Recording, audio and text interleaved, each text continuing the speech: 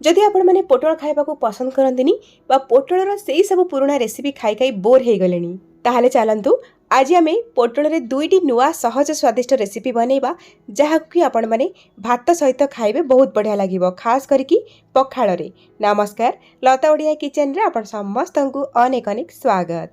पोटल दुईटी नुआ दमदार रेसिपी बनैया पई एठी मु नेइची 500 ग्राम रो फ्रेश पोटल। आपण माने पोटल एठी कम अधिया करके नै पारिबे। एबे आमे पोटल रो आग पाख आ पछ पाख को काटी नबा। तापरे पोटल ऊपर थिबा पतला चपाटी को छुरी रो पछ साइड रे बाहर कर नबा। आपण चाहिले पनिक रे मध्ये ए प्रोसेस टी को करि पारिबे। दर्शक बंधु, आज रे रेसिपी जदि आपन को पसंद आसीबो वीडियो को लाइक करिवे, शेयर करिवे। चैनल रे जदि आपण माने नुआ ताले प्लीज सब्सक्राइब करिवे। फेसबुक पेज रे देखुतले फॉलो तो निश्चय करिवे। पोटल ऊपर थिबा पतला चपा को बाहर कर साला परे पोटल को प्रथमे गोटा धोई नबा, तापर जाईकी काटिबा। टोटाल एठी मु 500 ग्राम रो पोटल नेइथिली, सेइथिरु 250 ग्राम पोटल मु एठी बोर्ड ऊपर रखिछि जहाकु कि आमे पोटल रो प्रथम रेसिपी को बनेबा। तो पोटल को दुई फाळ लेखाए करी काटिबा प्रथमे, तापरे एई भली भाबरे छोट छोट खंड करी काटी नबा। तो प्रथम रेसिपी को बनेया पई एठी पोटल आमे काटी की रेडी कर देइछे। एबे नेक्स्ट स्टेप को जिबा। एपटे देखंतु फ्लेम ऑन करके बसेछि गोटे कढई आ काटी रखिथिबा पोटल को ए कढई रे दे दबा। ता सहित आमे एथिरे दबा गोटे छोट गिना पानी। पानी अत्यधिक दबानी, केवल पोटल सिझिया पई जेतिकी पानी दरकार सेतिकी पानी दबा। आ जेतिकी पानी आपण देइथिबे सेतिकी पानी पोटल रे सुखी जिबा दरकार। आ ता सहित एठी मु नेइची गोटे मीडियम साइज रो टमाटो, ताको दुई फाळा करी काटी के एथिरे दे दउची।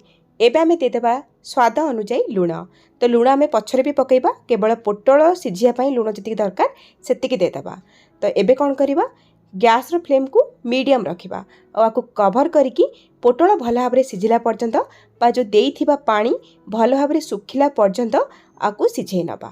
मीडियम फ्लेम रे किछि समय सिझिला परे एठी मु लिड काढी देखुची। देखंतु हमर पोटल भल भाबरे सिझि जाईची।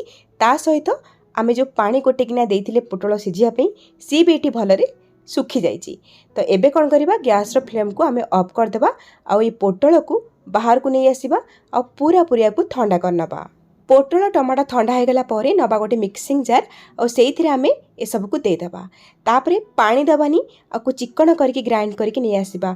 पोटल टमाटर रे पानी अछि, पानी दबा बिल्कुल भी दरकार नहीं। तो एठी देखंतु मु ग्राइंड करी नैची, आकु आमे रखिबा साइड रे। जिबा नेक्स्ट स्टेप को एपट देखंतु फ्लेम ऑन करके बसेछि कढई। कढई गरम हो गला परे गोटे चामच दबा सोरिष तेल। सोरिष तेल रे बनेबे रेसिपी टेस्टी लागिवो। आ ता सहित दबा 4 ରୁ 5टा सुखिला लंका और मीडियम फ्लेम रे सुखिला लंका को प्रथमे किछि सेकंड पई भाजी नबा। सुखिला लंका तले टिके भाजी हे जिवो, आमे कोन करबा, ए लंका रु 3-4टा लंका आमे बाहर को बाहर करी नै आसीबा। ए जो भजा लंका को आमे रेसिपी लास्ट रे यूज करबा। ए लंका को आमे साइड रे रखि दबा। एबे देखंतु से कढई रे हमर सुखिला लंका तेल भी गरम अछि।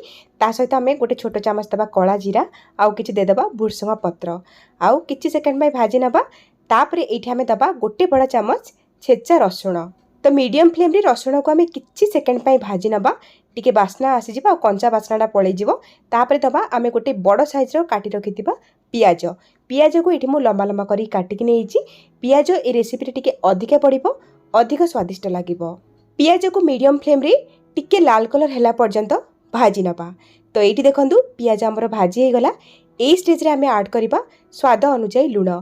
पोटल सिझिला बेले भी लूण पकेइथिले, तो अल्प टिके लूण आउ पकेइबा। ता सहित आधा चामच रे दबा हळदी गुंड, आधा चामच दे दबा काश्मीर चिली पाउडर, टिके कलर भलो आसीबो। आ लो फ्लेम रे पियाज रे आमे सब को गोळे की भाजी नबा।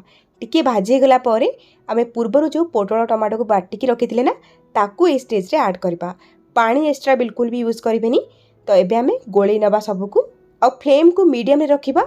आ ये जो पोटल टमाटो बटा आमे पियाज रे पकेइले, ए पोटल बटा को आमे कम से कम 4-5 मिनिट गोळे गोळे भाजीबा। जेते आमे पोटल बटा को भाजीबा टेस्ट सेते भलो आसीबो ए रेसिपी रो। से पर्यंत भाजीबा जो पर्यंत कि पोटल बटारे थिबा पानी पूरा सुखी न जायची। ता माने पोटल बटा पूरा सुखिला हबा दरकार। तो एठी किछि समय भाजिला परे मीडियम फ्लेम रे देखि पारथिबे एकदम सुखिला हे गला। एबे आमे कोन करबा, ए स्टेज रे आगुरु जो सुखिला लंका को आमे भाजी की रखिथिले ना, ताकू हाथ रे एई भली भाबरे गुंड करनबा। लंका गुंड पकेबा बदल रे आपण माने एई भली सुखिला लंका टिके भाजी के जदी गुंड करके लास्ट रे पकेबे ना, राग भी टिके आसीबो आ फ्लेवर भी बहुत बढ़िया आसीबो। आ गोटे चामच दे देबा आमे सोरिष तेल। पूरा लास्ट रे गोटे चामच सोरिष तेल निश्चय पकेबे, टेस्ट बहुत बढ़िया आसीबो, फ्लेवर भी बहुत बढ़िया आसीबो। तो तेल देकी गोले नबा आ गैस रो फ्लेम को एठी ऑफ कर दबा। रेडी हे गला एठी हमर पोटल भर्ता। आगरु तो आपण माने आलू भर्ता, बैगण भर्ता बहुत प्रकार भर्ता खाइथिबे। थरे पोटल भर्ता बनै देखंतु, निश्चय आपनको पसंद आसीबो। पखाळ भात, गरम भात सबुथिरे बहुत बढ़िया लागिबो। तो ये तो रेडी हे गला, चलंतु जीवा नेक्स्ट रेसिपी बनैबा।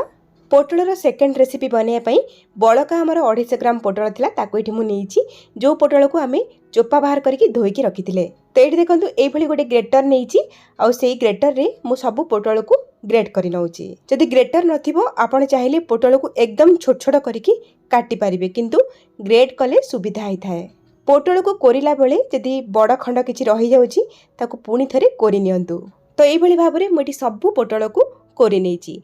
जदि आपनको पोटलर मंजी पसंद नुह, ताहले मंजी आपण माने बाहर करि पारिबे, किंतु पर्सनली मते पोटल मंजी खाइबा को बहुत भल लागे, तेणु मु पोटल मंजी ठी रखुची।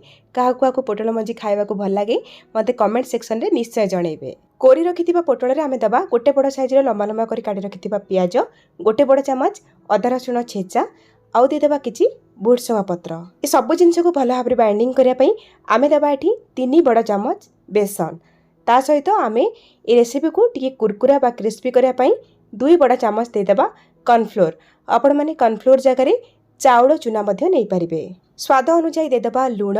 ता सहित आमे दे देबा आधा छोट चामच हळदी गुंड। कलर पई आधा छोट चामच दे देबा काश्मीर रेड चिली। आधा छोट चामच देबा चिली फ्लेक्स। ता सहित आमे दे देबा एटी आधा छोट चामच गरम मसला। आउ दे देबा चटपटा टेस्ट पई आधा छोट चामच चाट मसला बा आमचूर पाउडर। एबे आमे सब जिंस को भल भाबरे हाथ रे गोळे नबा। तो ये सब जिंस को गोळेया पई हमकु पानी रो बिल्कुल भी दरकार पड़िबनी, काहेकि ना पोटल रे मध्य पानी अछि। जेहेतु आमे लूण पकई देले सेतिरो ऑटोमेटिक पानी बाहरिबो। एठी आपण मन जदि चाहिबे पोटल सहित गोटे कंचा आलू को मध्य कोरिकी नै पारिबे, आहुरी स्वादिष्ट लागिबो। अत्यधिक बेसन बा कॉर्नफ्लोर रो व्यवहार करंतुनी, नहले टेस्ट भल आसीबनी। सबको भल भाव गोली सारा पर हाथ में यही भाव में सेप देकी देखिए। जदि ठीक रे सेप नौथिबो जानिबे आउ बेसन बा कॉर्नफ्लोर दबा दरकार नहीं। जदि ठीक रे यही सेप नौ नथिबो ताहले आउ गोटे चामच बेसन बा कॉर्नफ्लोर देकी भल भाव में गोली पारिबे। एबे हमर पोटलर ए मिक्सरटा एकदम रेडी। एपटे कौन करबा गोटे फ्राए पैन गरम करबा आउ सेथिरे गोटे बड़ चामच दे देबा सोरिष तेल। तेल को भल भाव में गरम करबा। आउ एपटे जो पोटलर मिक्सर को बनेकी रखिथिले ताकू आमे अल्प अल्प हाथ रे नहीं टिक्की शेप रे बा जेमती छोट छोट बरा करंती सेई भलिया करी आमे तेल रे देकी भाजिबा। ए बरा गुडा को अति मोटा करिबेनी, टिके पतला पतला करिकी रखिबे ताकि कुड़कुड़िया लागिबो, भल टेस्ट लागिबो आउ सिझी भी पारिबो भल रे। जेतेबेले गोटे साइड बरा हेई जिवो तापरे आमे ताकू उल्टै देबा आउ गैस रो फ्लेम को मीडियम रे रखिकी आमे आकू दी साइड रु एकदम लाल आउ क्रिस्पी करिकी भाजी नबा। किछि समय मीडियम फ्लेम रे भाजी हैला परे एठी हमर पोटल बरा दुई साइड रु भल भाव लाल कलर होगी भाजी हो जाइए। एठी हमर पोटल बरा एकदम रेडी। आपण माने एहाकू स्नैक्स हिसाब रे खाई परिबे, सॉस लगेकी बहुत बढ़िया लागिबो। भात सहित खाइले भी आहुरी भल लागिबो। पोटलर ए दुईटी रेसिपी भितरु आपनको जो रेसिपी पसंद आछि बनांतु। केमिति लागिला आपनको अनुभूति मो सहित शेयर करंतु। ताहाले आज पई रहूची, पुणी आसीबी आ गोटे नुआ रेसिपी नेकी। से पर्यंत रहिली, नमस्कार, बाय, जय जगन्नाथ।